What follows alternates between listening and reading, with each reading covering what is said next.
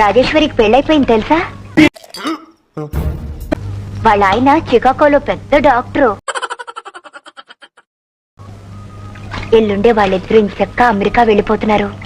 అక్కడే కాపురం కూడా పెడుతున్నారట. అదృష్టవంతురాలు. మరి నీకు కూడా అలా గొప్పింటి కోడలు అయిపోవాలని, మంచి మంచి చీరలు కట్టుకోవాలని, ఎంచక్కా నగలు పెట్టుకోవాలని, దర్జాగా బ్రతకాలని లేదా?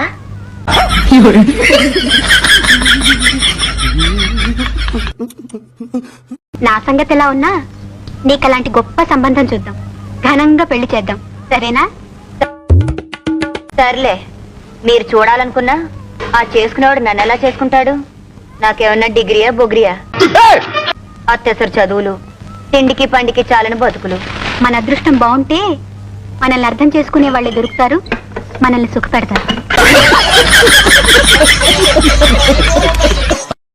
దొరకపోరు, దొరుకుతారు. త్యాగరాజు గారి గుళ్ళో నిర్మాల్యం తీసే పూజారి నీకు, కూచిపూడి అగ్రహారంలో ఉన్నట్టు వంగం చేసేవాడు నాకు దొరుకుతారు.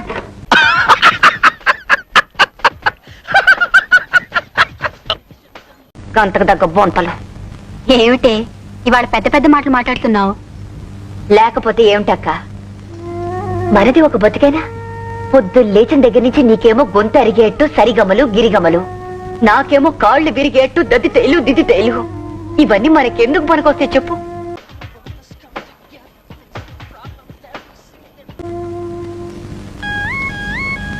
అర్థం చేసుకోరు.